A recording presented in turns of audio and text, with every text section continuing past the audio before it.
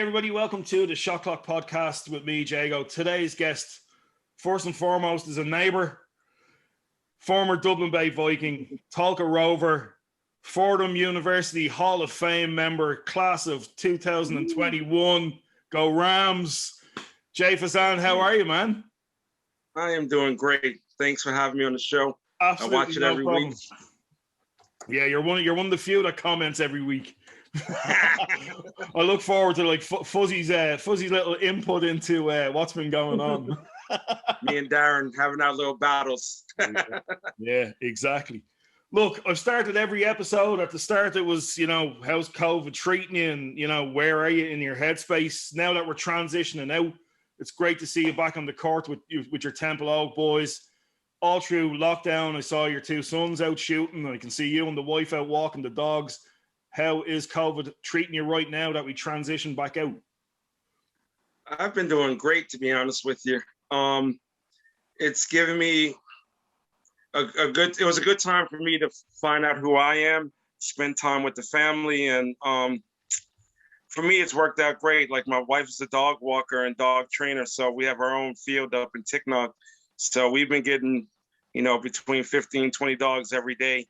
Wow. And I'm working with the wife and helping out as much as I can. So I'm spending quality time with the family. So I have no complaints whatsoever. Excellent. And now that we're back on court, can you see us with the little lockdown now again with restrictions regarding indoor sport? Can you see us having a season next year? I definitely see us having a season, because I'm looking at everywhere else around the world. Hopefully by the time school starts, that everyone will be vaccinated pretty much. So we should be able to get back into the gym. I know my kids, I can't speak for everyone else, but my kids are working hard and they're ready to go, because they're starting to kill each other at practice now because they haven't seen anyone else. So I'm looking forward to being back inside and running around with the boys, because I still play with them a little bit, but I can't walk for 2 or 3 days after. But that black top doesn't help. It's just fun being back. That black top doesn't help when you get to our age. The knees, I agree, but they can't take it, man. But the Masters are in a few months, in 2 months, so I got to get myself ready. you and me both. So look, we'll take it all the way back before we get into your college career. Who, what, or why inspired you to hoop for the very first time? Oh, I'd have to say Dr. J, because I remember when I was little, I used to stay up and watch the NBA games. They were tape delayed back when I was little, Dr. J against Larry Bird and all that stuff. So they wouldn't come on until 10:30, and I used to beg my parents on a school night, can I stay up and watch the games? And they'd say, go for it. And by halftime, I'd be sleeping, but that's what got me started. And then you put I'm sure like everyone else, you put the hangers on the door and you ball up a pair of socks and you shoot with that. And then eventually your parents buy you the Nerf hoop and you have that going, and then it accelerated from there. But I've been playing basketball, like I said, since I was about 5, like with a team and all that kind of stuff. So I've been doing it for a good while now. Very diplomatic, Fuzzy. A good while. So look, as I said, you came into the league with Dublin Bay Vikings, couple of seasons there with some legends of the game, people who've been on the podcast already, and then the transition to Talca Rovers. Pretty much like everybody who seems to come through the podcast has played for Talca Rovers at some stage. I feel a little bit left out that I haven't played with them. It's not happening. But anyway, over the years, who's been your favorite teammate and why? All right. I have to have 2 on this one. It's no problem. Because I have two, they're equal. The first one was Joey Haastrup. Right? Joey, when I played for Dublin Bay Vikings, we had a house across the street from his house in Palmerstown. So Joey was the only place that had the basketball go in the backyard. So me and Joey would be midnight, 1 o'clock, playing one-on-one in the backyard, getting our workouts in. So I could never, give enough gratitude for Joey for taking the abuse for all those hours in his backyard while I was working on my stuff. And then also equally, he's my best backcourt mate while I was here, and that's Bernard Walsh. Between the beers and basketball, you can't have a better running mate than him. and still playing. He's playing D2. He played D2 with Glasnevin last year. I played against him. He can shoot. He can still shoot. He's still got it. Shoot. Yeah, you don't lose that. You don't lose that. Nope. And he's a great person off the court. Like, you can't beat it. Like, you'd have a laugh with him, talk to him about stuff. And I just had a really good relationship. Well, still do have a good relationship with Bernard, you know? He's a good guy. I have to say, two good guys. Joey Haastrup was my co-captain with Hoops. He also was, when I was in, I think, third year in school, he came in first year. So, like, I played with Joey for so long, but I love the whole Haastrup family, every one of them. There's not a bad one amongst them.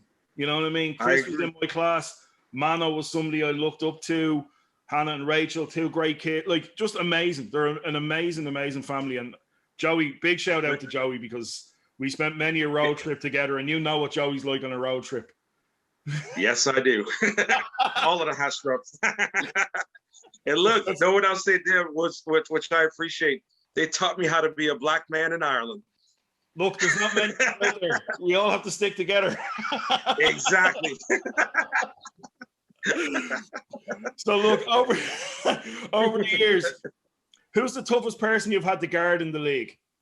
And then on the flip side, who was the one person you hated going up against because they knew your game? The toughest person I had to guard, I'd probably say, as with the Americans, was either Robbie Turner or Trent Forbes. He played for Waterford. I think his last name was Forbes. He played at Providence. Those two were headaches trying to mark. Most of the people here would know Rob. When he was down in Killarney, he was just so physically strong and always going at you and pushing you and making you do things you didn't want to do. And the other guy, Trent, he just could ball. Like, he was a baller. He could shoot the ball. He could penetrate, dunk, everything. So I thought those two were the two toughest I had to go up against. And for the Irish guys, the people that I had trouble with, Dean Kavanagh. He was with Waterford when they had Eric and Roscoe and Rabbit and all those guys running around. I thought he was underrated. People don't talk about him enough because he was super duper physical too. Like, he didn't care if you were American. He would pop you and, you know, talk shit to you and keep after you. And I liked playing against him, right? And the other one was Mike Bree in Sligo, you know, because his smartness made up for the things he couldn't do. He made up for it in smartness and started reminding me of myself, because I really wasn't a runner and jumper and all that stuff. I had to outthink the people that I played against. So those were my toughest people to go against while I was here. Well, while I was playing, because I've been here 25 years now. So yeah, you've been here a minute. Yeah, more than a minute. Yeah, but what about who guarded you the toughest? Who was the one that you'd come up against? You'd be like, oh shit, not this guy again tonight. Like, you know what I mean? I'm not going to get my shots off. I'm not going to get to my spot. Who was that guy? You could just say Vincent in general. Jesus, still in Masters, they're still pressing you full court when you don't have the ball. So it started out with Keenan, then the Donnellys, and then I think I missed Jason Sherlock by about a year or so. But those Vincent teams during that time, geez, whenever you played them, you knew coming to the game, it's going to be a long one. So you had to work for every point you got. You know, and they were the same way. Like, they bumped you, and, you know, in the free throws, they were standing next to you in your jersey, breathing on you. Like, come on, guys, it's a free throw. Leave me alone. You know what I mean? So any guy, pick a guy from Vincent. And those were the... It's funny you say that, because McGuinness said the same thing. Like, Markkanen was just a little disaster, because he was that low stance and his hands out, so the referees thought he was being nice and clean, but he'd give you that bump when you were coming at him, and he said it was just a nightmare to play against. And it was, and he was deceiving too quickly, his quickness, because you're like, oh, I got that little guy, oh, he can't guard me. But then he actually could. When you're coming down the court, like, he knew when to hit you, when not to hit you. And I don't know, Mark was just a super, super duper smart player. And Like, I love playing with him in Masters because he makes your job so much easier, and he throws you the ball on time. You know, when you're ready to shoot, you get it. It's not that half a second late. So I adore Mark. I think he's one of the greats here. You know, as a point guard, to me anyway. But what a transition he's made to coaching. Like, yeah, no, it's unreal. Like, obviously they always say your point guard is your coach on the court. Mark has now made, you know, the transition the opposite way, and is just doing amazing things. But every team he's coached, he's like Midas. Every team he touches turns to gold. It's just I love watching his teams play. Well, he gets the best out of people, and you know, as I'm getting older and as I'm coaching now, I realize that, you know, you got to let certain stuff slide here and there. To me, all players aren't created equal, so you can't coach everyone the same way. You know, so some guys just got to let them go. Some guys you got to get on them. Those type of things. I think Mark reads the game well and reads his players quite well, and that's the reason why he's so successful coaching in the Super League and the Irish team and all that stuff. Completely agree with you. Underrated as well. He doesn't get the credit he deserves. He really doesn't. You know, his longevity as a player and a coach. Like, there's no like Joey Boyle and him. That's, you know, I draw the line there. So, any superstitions coming back from your college days or high school days or even in the Super League? Have you any like strange superstitions or pre-game routines? I wouldn't have superstitions, but I have my pregame stuff was always get your meal. I'd either have pasta or a steak. And then I'd always take a nap after shoot around. So I'd always go to the gym and shoot first, then have my pregame meal, and then take a nap before the game, and then I'd head to the gym. In Ireland, it had to change a bit because usually I'd get there about 2 hours early and get my shots up. But most of the time back when I played, the girls were on before, or someone was on before. So you got the 30 minutes before the game, and that was it. Your warm-up was stretching in the locker room. Still the same. Nothing's changed. Well, there you go. Nothing's changed. Look, we touched on it at the start. Hall of Fame class of 2021 with Fordham. You're the second Irish-related player into the Fordham Hall of Fame. How did it feel to get inducted? It was unbelievable because I couldn't believe I was getting the call. But then when you actually look at some of the stuff that I'm getting put in there for, I was like, geez, actually must have been halfway decent, you know? So, because like I'm the all-time assist leader.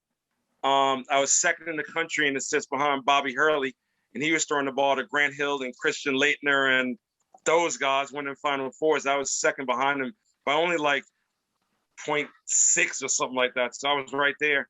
The all-time winningest player there, which I think is more important than the assist. That, you know, I found ways to win, and up there with free throws, all kind of stuff. When they was reading the stuff, I was like, holy crap. But it was nice. You know what I mean? It's nice to be recognized and to have your ex-teammates give you a call and the alumni calling you and getting to have a trip up there in October. So I don't have to lie to the boys anymore, telling them that I was halfway decent. There's proof. I can tell them to Google me now. Just Google me and you'll see Hall of Famer. It's funny. I literally Googled you beforehand, right? Because I wanted to get the Fordham stuff, see what the story was with it. And literally I had a Jay Faz. That's as far as I got on Google. And the first person up was you, Jay Fazande, basketball. It was like, there could only be one. Yeah. You're the first. Yeah, there's only one. Only me. Go. And my cousin Jermaine Fazande, who plays in the NFL, he played football. So those are the only two Fazandes that'll come up with sports anyway. Yeah, but look, I've seen your two boys. We talked about this off camera. They're going places. Yeah, they have a chance if they stick with it. Yeah, they can play, and they work hard. That's what I love about them.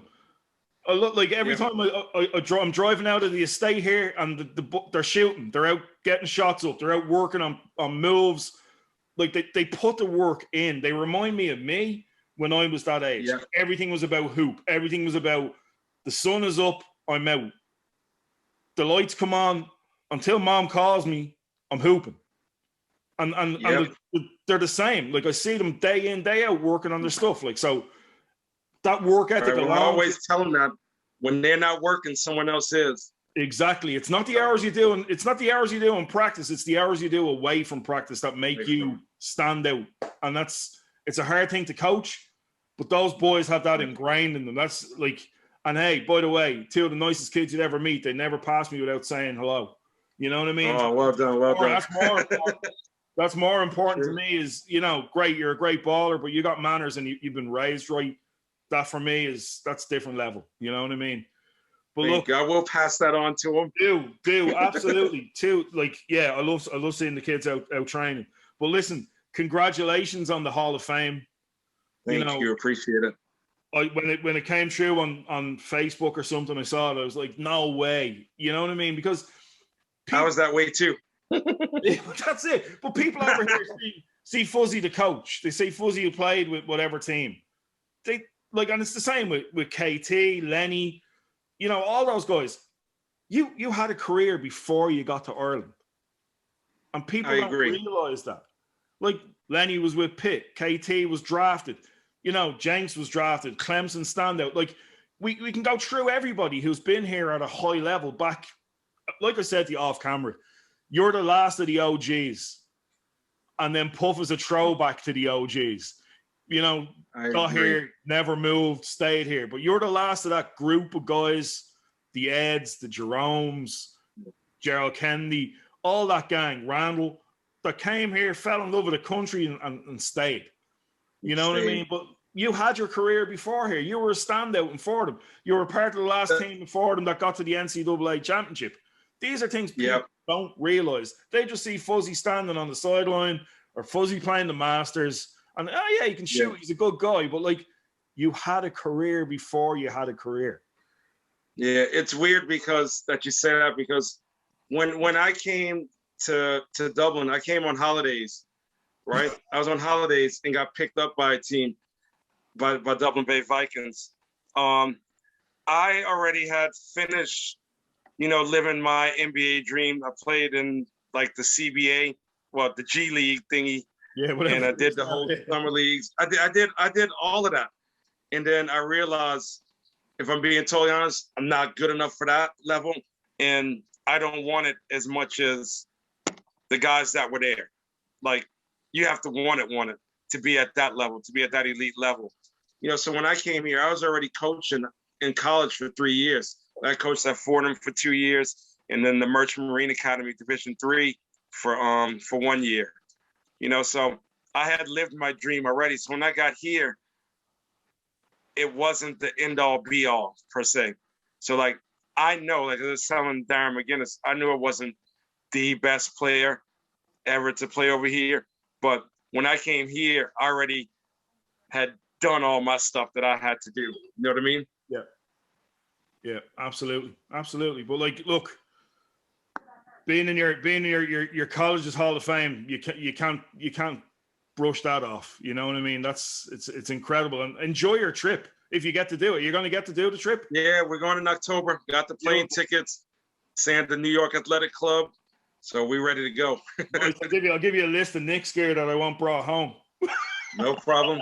You're only across the green. That's exactly across. Let me know. Right, so moving on. Favorite kicks of all time. What are your go-to shoes? To be honest with you, I'm not into kicks and all that, but it had to. I would say it have to be some kind of air. I'll tell you this. I'll go with the Shocks, Nike Shocks. Ooh. Because I got flat feet and I need the arch support, so I'll go Nike Shocks. The Vince Carter, the high top ones. Yep. I had a pair of Vince's. They had the Vinsanities. They were okay. They were a nice shoe. Exactly. They were a nice shoe. Anything from that era was me, even though I couldn't jump like that. But it made me believe I could. I could jump, but I couldn't shoot like you. So I'll take the trade-off. There you go. So this is going to be a tough one. It's you and 4 others going to a pickup game. Who are you taking? And for the first time in 8 weeks, you are not playing Elaine Scally.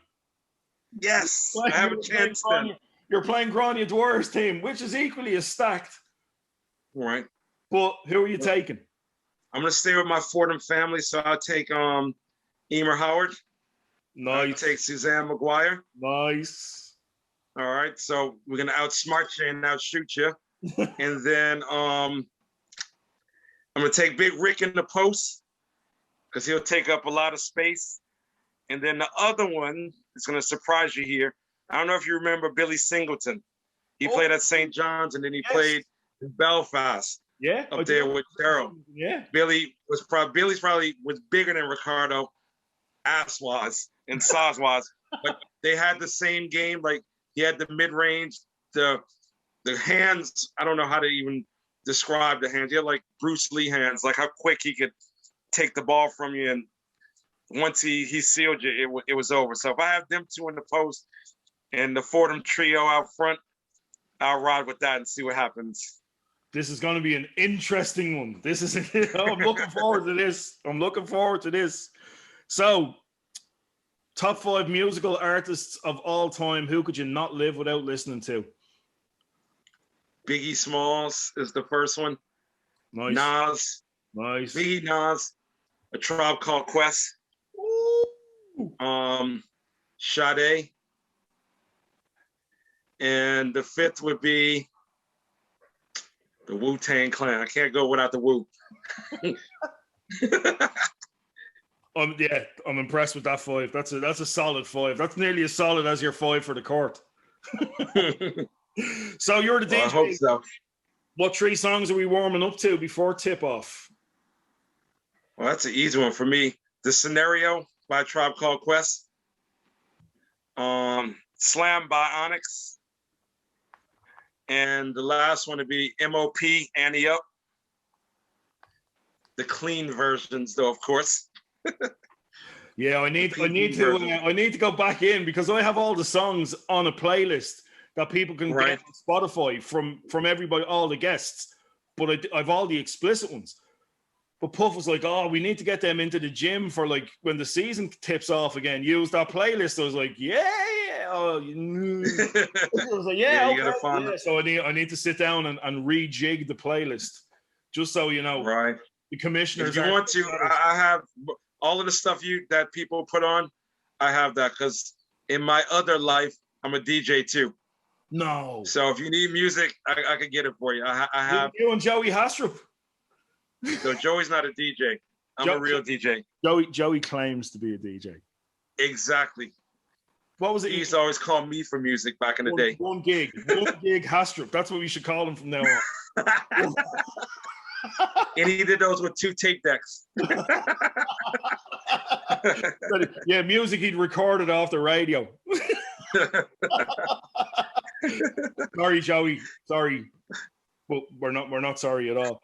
Look, over the years, we've gone through who you've played with, your college career, your pro career, you're now coaching, passing it on, holding the ladder for the next, group of kids. But what advice would you give a 16-year-old Jay Fazande if he was sitting in front of you? And is your boy about 16 now? He's 15 still. Yeah. 15, he's about 7'3". Jesus Christ. He's only 6'4". He's getting there. 6'3.5". But the thing I would say to players in Ireland, I'll put this specifically for Ireland, you have to play a lot more basketball than what you're doing. If you want to really be good at something, you have to put the time in and not just going outside and shooting. You have to actually practice good habits and do things that you're going to do in the game, not just fart around and shoot 3-pointers and double pumps and all that stuff. If you're going to work, go out there and work. And I know for myself, like in college, I had a okay career. I did what I was supposed to do, but I think I could have been so much better if I would have actually put any kind of extra time in. I only did the 5 or 6 hours a day that we were doing back then. That was it. When I could have did a lot more. And you don't want to live with yourself saying, I wish I would have done this. I wish I would have done that. When at the age you're at, you could just do it. Yeah. it's no problems. And the other advice, I want to give you two things because I think this is important for the kids, is when you're out there about to do something silly, ask yourself, what would my mother think of it? What would my mother say if I did this? And hopefully that might stop someone from doing something silly and getting themselves in trouble or putting something on the internet that they know they don't supposed to do. So that would be my thing that I tell a 16-year-old, ask yourself, what would your mother think before I do it? Before you hit send, what would my mother say if she saw this? Solid advice. You're the second person to say practice with purpose. I think Luke O'Hay said the same thing. He said, I got shots up, but were they the right shots? No. Practice with purpose. As I always tell my team, I tell my kids, when we used to play St. John's back in the day, when they were in the Big East, I don't know if you remember Malik Sealy. Yes, I do. Remember Malik Sealy played with Indiana Pacers and all them. Before, in shoot-arounds, we'd be talking about him, how to mark him, and coach was like, he's only going to shoot layups, or he's going to shoot from the elbow, or from the wing. Those are the only three shots he's going to take, and he's still going to score 25 points on you. And sure enough, every game. It's only those three spots he shoot from. So I always tell the kids, you don't need to know how to shoot from everywhere in the court. You need to know how to get to the spot where you can make shots from and shoot from there. Work on getting to the spots, dribble moves to get there, and then taking your shots. You don't need 100 different shots. Just 2 or 3 that if you get there, it's going to go in. But you see now with kids, I have my own academy now, and, we've banned 3-pointers. Right. Up to a certain age group, because the 6 and 7-year-olds are coming in and jacking from 30 feet. They can't hit a layup. And you're Steph Curry, Kobe, blah. Yeah, but hang on. Steph Curry started right at the basket and has worked his way all the way out there. He didn't start there. He started with putting in layups. So when you perfect that and you perfect your mid-range, you perfect your elbow, go and shoot trees. Don't start with the 3-point line. It's not your shot. It might never be your shot. But just true. Back in here for a minute, you know what I mean? It's straight away, as soon as they walk into the gym, it's jacking, but they're throwing them up their hip, and there's this rotation. The way you get them out of that is, I always say, because most of the kids start out in football. I say, when you start in football, do you kick full court? Do you do full court, full field, full pitch kicks to one another, or do you start close together, then you back up a little bit? So that's the same way in basketball. You don't start at the 3-point line and work your way in. You do it the other way around. Start in close and work your way out. That's solid advice. So, Jesus. Dead or alive, 5 dinner guests you'd invite to your house. Now, I've seen that picture, the infamous picture from Facebook of you with the legends, the Dublin-based legends is what we might as well say, because Diora, JD, Rick, Roscoe, they're not in the photo, but it's you, KT, Randall, Gerald, Lenny Mack, Jerome and Ed. Jerome. Yeah. I'd cook for that table any day of the week just to hear the war stories. Any day. Any day. I can imagine the stories at that table are just off the chart. It's pretty. That day that you're talking about was pretty funny, and that's still my same 5. And plus the ones you said, JD, Rick, Roscoe, Dior. We made a bond that when Terrain Sayers died unexpectedly at the funeral, we said, look, we're all getting older, so we got to stick together a bit, and we shouldn't go months and years without seeing each other. So we had the first one. That was the first one where one person hosts the dinner, and then we're going to move around to everybody else. So the other 4, step your game up and let's get it popping. But in fairness to Rick, he invited everyone to Cork, and to Kerry, and everyone complained about how far it was. But we have to stick to it and get down there because he actually offered. So we have to get down. Who hosted that first one? Who hosted the first one? That was Jerome's house. Jerome's house. Yeah. It was a great day. Because after the game, Ken Black too. We had to add Ken Black in there because Ken Black wasn't around that day. But the videotapes goes in. We had a few games with Calvin playing. then a few with like Lenny Mac's teams and the Dublin Bay Vikings. So we watched like 4 games and just laughing and telling stories about what happened during that game and what happened at the sidelines. So that was an all-nighter. That was. I can imagine so. It was a great night. I wouldn't change it for the world. You know, that was a good day for all of us. I'm going to post a picture actually in the episode because people need to see like the years of basketball, the basketball stories on that around that table is just unreal. Like I said, I'd cook every day for you. Like just to be part, just be part of that circle and hear those stories all day, every day. Tommy Costello was on the outside of that circle for a little while today because some kind of way Tommy's the one who has all the videos. No, so we were pulling out the VHS as Tommy was Tommy, you got this game, and Tommy be bringing them over. Oh, Jesus, Tommy Costello, the video man. Wow. He is. He has everything. When in doubt, call Tommy. I must get Tommy on here. If he has all those tapes, we need to get those tapes digitized and up online.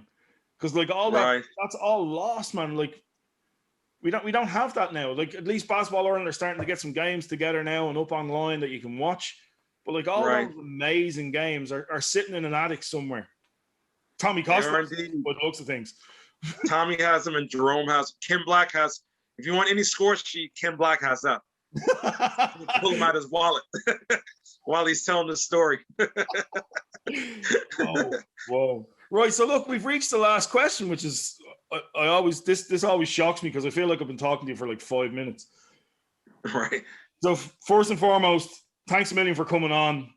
Keep doing what you're doing. Keep being the amazing guy that you are with the coaching and you know, reaching out and making people's lives better, you know, from what you do. Enjoy your dog walking. Tell those two boys and your wife as well. The two of you should be very proud of those two boys because amazing kids. Like I said, thank you. Never pass me without saying. They always have a nod or a thumbs up or whatever when they're out. So yeah, be very proud of those guys.